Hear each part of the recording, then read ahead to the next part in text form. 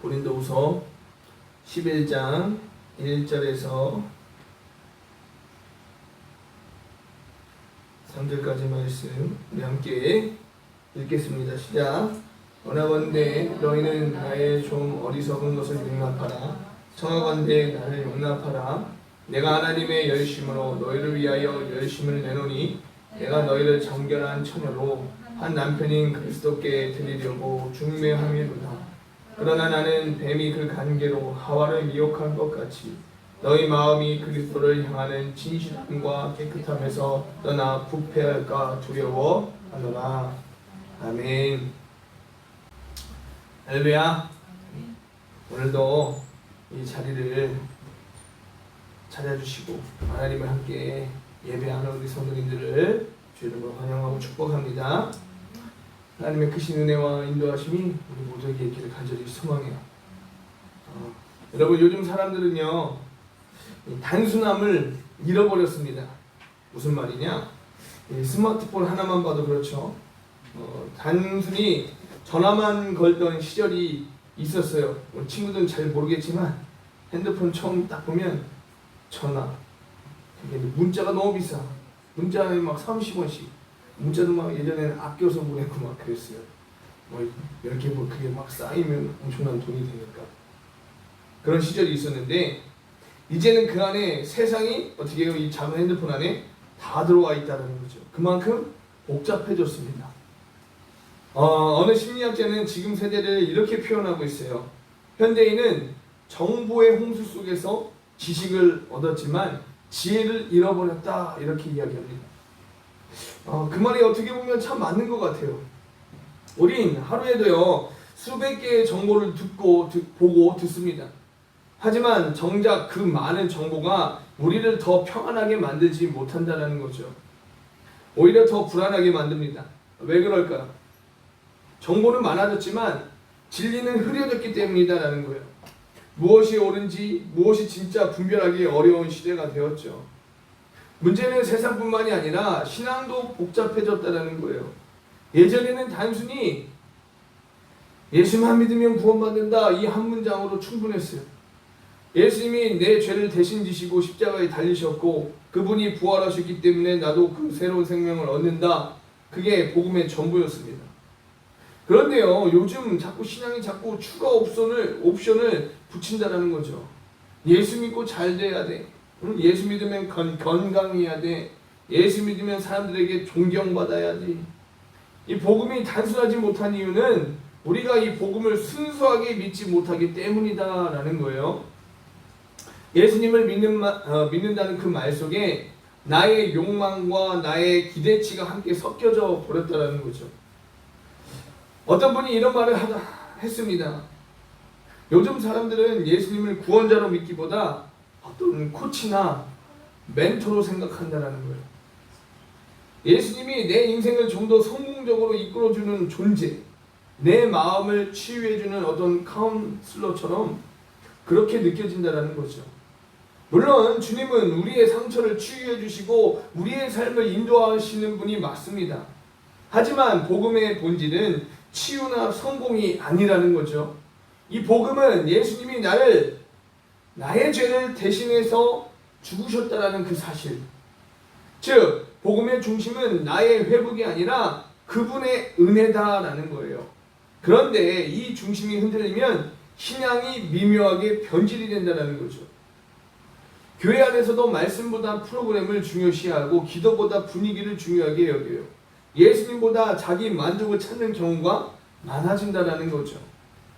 한번 이런 상상해 보십시오. 만약 인공지능이 우리의 신앙을 대신해 줄 수 있다면 어떨까? 매일 자동으로 기도문을 작성하고 성경을 대신 읽어주고 헌금도 자동으로 송금해주는 그런 시대, 편리하겠죠. 하지만 그거는 신앙일까요? 신앙이 아닐까요? 신앙이 아니겠죠. 신앙은 편리함의 영역이 아니라요 관계의 영역이다라는 거예요. 사랑은 자동화될 수 없듯이 예수님과의 관계도 자동화가 될 수 없다라는 거예요. 사람들은 효율을 추구하지만 하나님은 여전히 관계의 순수함을 원하신다는 거예요. 우리 특별히 고3 친구들 매 금요일날 이렇게 나와서 하나님을 예배하는데 너무 좋은 거죠. 이렇게 하나님을 예배하기 위해서 이게 찾는 게 더 중요하다는 거죠. 내가 나와서 찬양 한 번 더 하고 하나님 앞에 기도 한 번 더 하고 그 마음이 중요하다는 거예요. 그렇게 하나님은 관계를 중요하게 여기신다라는 거죠. 사람과의 그렇잖아요. 사람과의 관계도 그렇잖아요. 내가 너랑 정말 친해. 세상에 둘도 없는 친구야. 그런데 하루에 안 만나. 얘기도 안 해. 응? 그럼 어떻게 정말로 중요한 관계를 맺을 수가 있겠습니까? 그래서 하나님은 오늘도 우리에게 묻고 계세요. 너는 여전히 나를 사랑하느냐라고 말이죠. 오늘 본문의 고린도 교회도 우리 시대와 다르지 않았어요. 그곳엔 지식도 많았고요. 말 잘하는 사람들이 많았어요. 그런데 그들의 신앙은요, 점점 복잡해지고 있었다는 거죠. 철학이 섞이고 세속 가치가 들어오고 그리스도의 단순한 복음이 뒤로 밀려나게 됐다는 거예요. 그래서 바울은 이 절박하게 지금 말하고 있는 겁니다. 3절의 말씀에 너희 마음이 그리스도를 향하는 진실함과 깨끗함에서 떠나 부패할까 두려워하노라 라고 지금 바울이 이야기하는 거예요. 그는 자신을 그리스도의 중매자라고 표현하고 있습니다. 신앙을 결혼에 비유하는 거예요. 예수님은 신랑이시고 교회는 신부입니다. 신부가 결혼식을 앞두고 다른 사람에게 눈길을 준다면 그건 잘못된 일이죠. 바울은 지금 고린도 교회가 신앙에 불륜을 저지르고 있다라고 그렇게 느꼈다라는 거예요. 예수님을 믿는다고 하면서 다른 가치, 다른 영, 다른 복음을 쫓고 있다라는 것이죠. 오늘날 우리의 다른 복음은 형태만 다를 뿐 본질은 같다라는 거죠. 성공이 곧 축복이라는 신앙, 자기 만족을 위하는 예배, 하나님보다 나를 중심에 둔 복음, 그런 복음은 하와를 속인 뱀의 전략과 똑같다라는 거예요. 하나님을 떠나다가 아니라 하나님처럼 되어라. 하나님이 중심이 아니라 내가 중심이 되게 만드는 것. 우리가 이 시대의 복잡한 소리들 속에서 이 복음의 순수함을 잃어가고 있다면 지금 바로 이 바울의 경고는 바로 우리를 향한 메시지다라는 사실을 잊지 마시기를 바랍니다. 그래서 사도 바울의 마음은 단순했어요. 나는 너희를 그리스도께 드리려고 중매하는 사람이다. 즉 그리스도께만 시선을 두라는 거죠. 여러분, 신앙은 복잡할 필요가 없습니다. 예수님만 사랑하면 충분하다라는 거죠. 예수님만 의지하면 된다라는 거예요. 그런데 우리가 너무 많은 걸 붙잡으려고 하니까 신앙이 점점 피곤해지는 겁니다. 예배도 기도도 여러 가지 일들도 즐겁지 않은 이유는 그 중심에 예수님이 빠졌기 때문이다라는 거죠. 오늘 이 자리에 계신 여러분, 여전히 예수님 한 분이면 충분하십니까? 혹시 다른 무엇이 그 자리를 대신하고 있지는 않습니까? 성공이나 어떤 인정, 편안함, 안전함, 그게 바로 오늘날의 뱀의 미혹일지도 모릅니다. 주님은 복잡한 신앙을 원하지 않으신다라는 거예요. 그분은 단순한 마음을 원하신다라는 것을 잊지 마시기를 바랍니다. 그래서 여러분, 바울은 지금 이 고린도 교회의 상황을 이야기하면서 지금 누구 이야기를 꺼내죠? 하와 이야기를 꺼내는 거예요. 하와 잘 알죠? 3절의 전반부 말씀에 보면요, 뱀이 그 관계로 하와를 미혹한 것 같이 라고 이야기하고 있어요. 창세기 말씀을 보면 아담과 하와 이야기 나오잖아요. 그 선악과를 따먹으려고 했을 때 어떻게 했어요? 뱀이 아담 말고 하와를 유혹하잖아요. 근데 지금 바울이 그때 그 유혹이 지금도 여전히 유효하다라는 것을 지금 말하고 있다는 거죠. 여러분, 창세기 3장에 보십시오.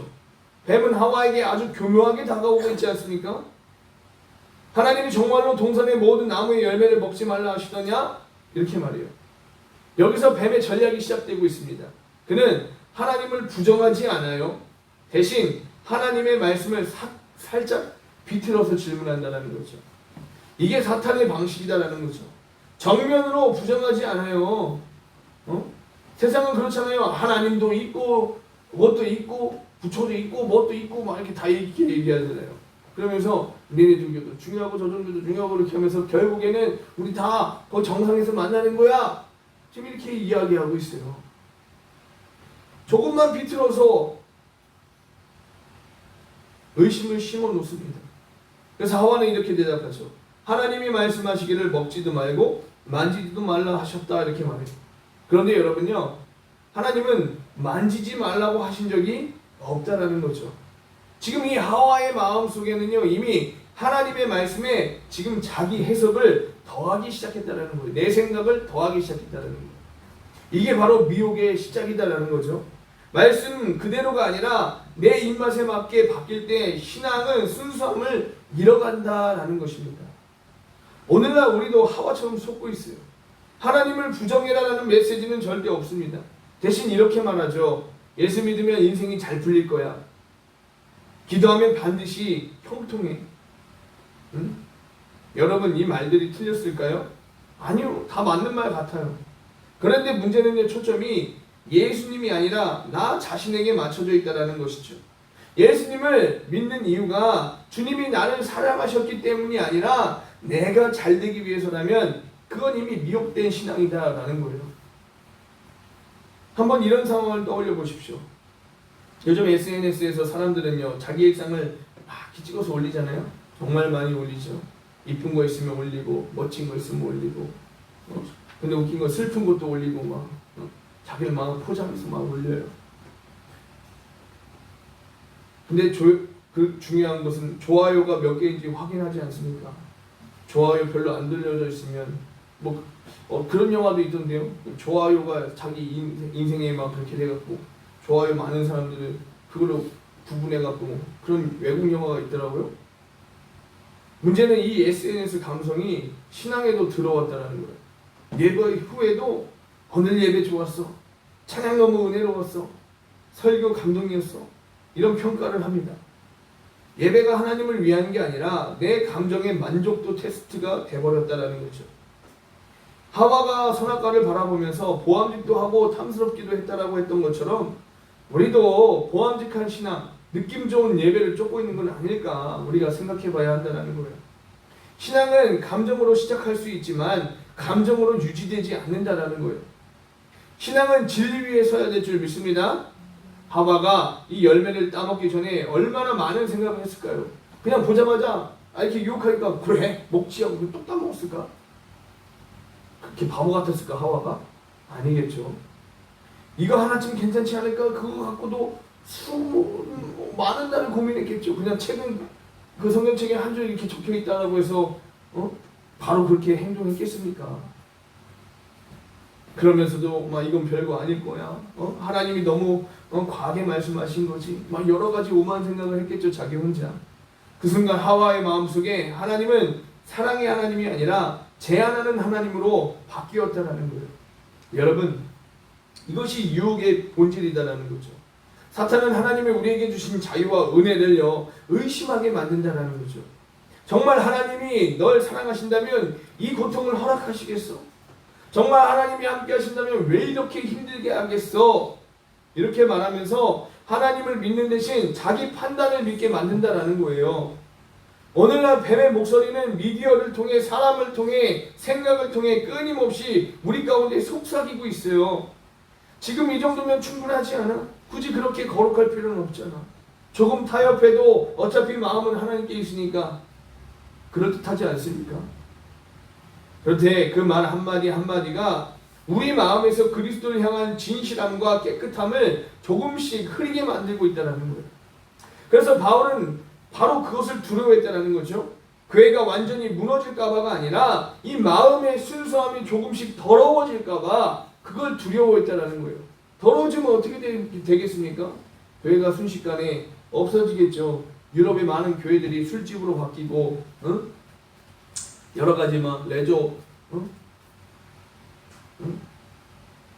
그걸 사용할 수 있는 그런 체육관으로 바뀌고 그런 모습을 보면 그러면서 한국교회의 전망도 막 그렇잖아요. 우리도 이제 얼마 남지 않았다. 한국교회도 얼마 남지 않았다. 근데 여러분 지금 바울이 두려워하는 게 이거잖아요. 한국교회 성도들의 마음 가운데 이 순수함과 깨끗함을 조금씩 잃어가고 있다고. 저는 안 그럴까요? 여러분은 안 그럴까요? 우리도 똑같아요. 조금씩 잃어가고 있어요. 그러면 어떻게 되겠어요? 교회는 무너지겠죠. 그러면 어떻게 합니까? 우리는 이렇게 두려워해야 한다는 거죠. 우리가 잃어가고 있는 이 순수함, 깨끗함을 잃어가는 것을 두려워해야 한다는 거죠. 오늘날 예수를 믿는 자들과 이 땅의 교회들에게 하는 지금 이 바울의 눈물 어린 권면이다라는 거예요. 미혹은 단순히 나쁜 일을 하는 게 아닙니다. 바로 이 시선이 바뀌는 거예요.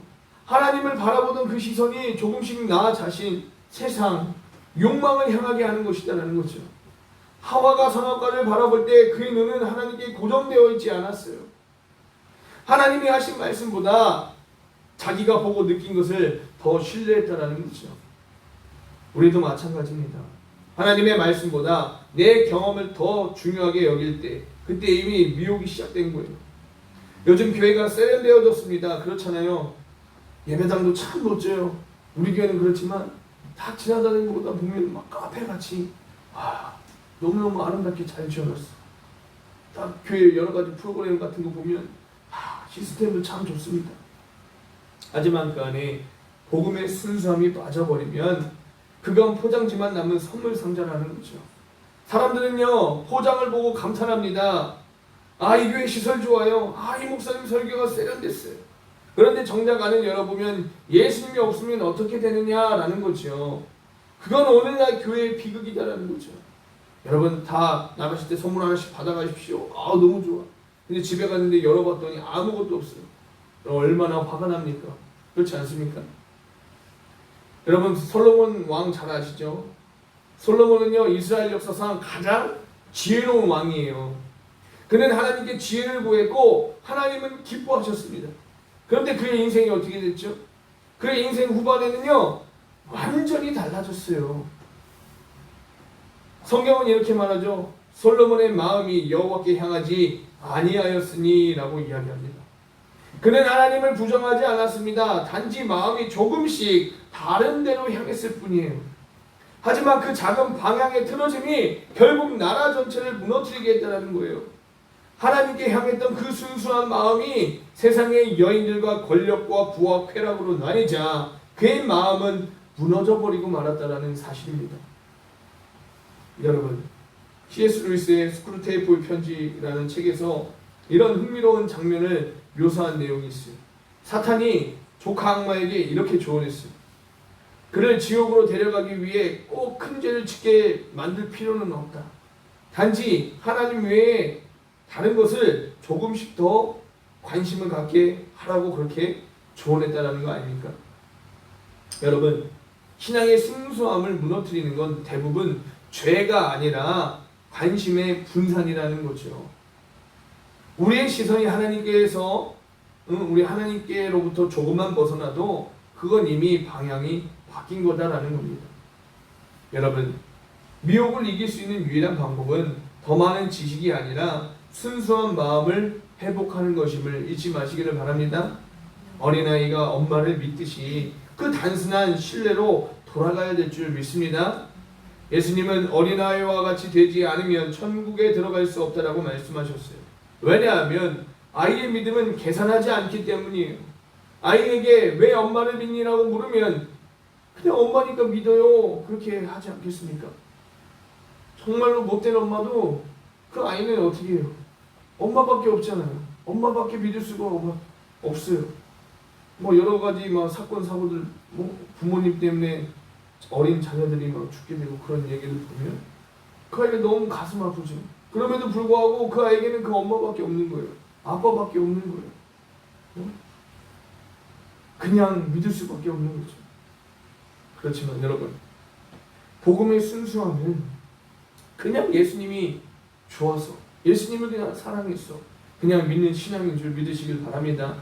그 신앙이 가장 깊은 신앙이에요. 여러분 지금은 정보의 시대입니다. 누구나 스마트폰 하나로요 다 할 수 있어요. 신학 강의도 듣고 설교도 보고 신학 콘텐츠를 만들어낼 수도 있어요. 그런 문제는요 정보가 많아질수록 진리가 희미해진다는 겁니다. 지금 유튜브만 봐도 이 설교가 맞다, 저 해석이 틀렸다, 이 교회는 은혜롭다, 저 교회는 이상하다, 너무 많은 말들이 떠다닙니다. 어떤 목사님이 있는데 이 목사님은 어떤 장로교회에서 이단으로 규정했어요. 근데 감리교회에서는 그 목사님을 이단이라고 말하지 않아요. 참 웃기죠. 하지만 여러분 진리는요 새로운 것이 아니라 변하지 않는 것이다라는 것을 잊지 마시기를 바랍니다. 하나님의 말씀은 시대에 따라 절대 달라지지 않습니다. 할렐루야. 성경은요 오래된 책이 아니라 언제나 지금의 책인 줄 믿으시길 바랍니다. 맞습니다. 성경은 고대의 기록이 아니라 오늘 우리의 마음을 비추는 거울이에요. 그래서 이 말씀 없이 신앙의 순수함을 지키는 것은 절대 불가능하다라는 거죠. 말씀이 우리의 생각을 정화하고 세상의 기준이 아니라 하나님의 뜻으로 분별하게 만든다라는 사실입니다. 그래서 시편 119편 105절의 말씀에 주의 말씀은 내 발의 등이요 내 길의 빛이니이다 라고 고백한 거 아니겠어요? 우리가 말씀을 읽을 때 그건 단순히 지식을 쌓는 게 아니라 우리 영혼의 GPS를 다시 설정하는 일이다라는 거죠. 경로가 벗어나면 어떻게 합니까? 경로 설정을 다시 합니다 하면서 이렇게 돌아오지 않습니까? 그 역할을 성경이 하는 거예요. 여러분, 신앙의 본질은 관계임을 믿습니다. 기도는 거래가 아니고요. 예배는 이벤트가 아닙니다. 그건 하나님과의 사랑의 교제예요. 하나님은 우리가 프로그램처럼 움직이길 원하지 않으시는 줄 믿으시길 바랍니다. 그래서 그분은 오늘도 이렇게 부르십니다. 야, 너는 오늘 나를 위해 시간 있니? 라고 말이죠. 이게 순수한 믿음의 시작입니다. 바쁜 세상 속에서 하나님과의 친밀함을 회복하는 시간을 의도적으로 만들어낼 줄 믿습니다. 여러분, 요즘 디지털 디톡스라는 말을 아십니까? 하루 30분이라도 핸드폰을 딱 끄고 세상의 소리를 차단해 보는 거예요. 그 시간에 성경 한 장을 읽거나 조용히 주님께 감사의 기도를 올려보는 거죠. 그 단순한 30분이 영혼의 순수함을 회복시킨다는 거예요. 여러분, 하루에 작은 순종이 쌓이면 인생의 큰 믿음이 된다는 사실이죠. 순수한 신앙은 거창한 결단에서 오는 게 절대 아닙니다. 오늘 하루를 말씀대로 살아보는 것, 작은 유혹 앞에 한 걸음 물러서는 것, 그게 순수함을 지키는 힘인 줄 믿습니다. 그런데 요즘 시대는 즉각적인 결과를 원하잖아요. 기도했으면 바로 응답이 와야 되고 헌신했으면 바로 변화가 보여야 하죠. 하지만 하나님의 일은 그렇게 작동하지 않습니다. 하나님은 과정의 신이시다라는 거죠. 세상은 빠름을 칭찬합니다. 빨리 성장해야 돼. 빨리 성공해야 돼. 빨리 결과를 보여줘야 돼. 하지만 신앙은 속도의 싸움이 아니라 방향의 싸움이다라는 거예요. 예를 들어 비행기가 시속 1000km로 날아가는데 방향이 1도만 틀어져도 결국 수천 킬로미터 떨어진 곳에 도착한다는 거죠. 마찬가지로 우리의 신앙의 1도만 예수님께서 벗어나도 결국 완전히 다른 길에 도착하게 된다는 거예요. 세상은 빠르게 가라 라고 이야기하지만 예수님은 나를 따라오라고 말씀하고 계세요. 속도가 아니라 동행의 방향이 중요하다는 사실을 믿으시길 바랍니다. 또한 요즘에 번아웃이라는 단어가 유행하죠. 일에 치이고 감정에 치이고 신앙마저 무기력해지는 사람들. 왜 그렇겠습니까? 너무 빨리 달렸기 때문이에요. 하나님보다 앞서 달렸기 때문이죠. 주님은 이렇게 말씀하세요. 수고하고 무거운 짐진 자들아 다 내게로 오라. 내가 너희를 쉬게 하리라. 할렐루야. 순수함은 쉼 속에서 회복이 됩니다. 빨리 가려는 욕심을 멈추고 우리 주님과 속도를 맞추기를 원해요. 그게 믿음의 길인 줄 믿습니다. 여러분, 순수함을 혼자서는 지키기 어렵습니다. 신앙은 공동체 안에서 지키는 싸움이에요. 성경은 이렇게 말하죠. 전도서 4장 9절에서 10절의 말씀에 이렇게 말합니다. 두 사람이 한 사람보다 나음은 혹시 그들이 넘어지면 하나가 그 동물을 붙들어 일으키려니와 라고 이야기합니다. 신앙이 흔들릴 때 붙잡아주는 사람, 유혹이 올 때 진리를 말해주는 사람, 눈물로 함께 기도해주는 동역자, 그런 사람과 함께 할 때 순수함이 지켜진다는 거예요. 그래서 사도 바울은 고린도 교회를 향해 이렇게 말하는 거죠. 내가 너희를 정결한 처녀로 한 남편인 그리스도께 드리려고 중매함이로다. 그리스도께 드려진 신부는 결혼식 날 다른 사람을 바라보지 않습니다. 그의 시선은 오직 신랑에게만 머물죠. 오늘 우리의 신앙도 그랬으면 좋겠어요. 세상이 수많은 소리를 외칠 때에도 우리의 시선이 오직 예수님께만 머무는 그러한 순수한 믿음을 소유한 저와 여러분들이 다 되실 수 있기를 주의 이름으로 간절히 축원합니다. 아멘.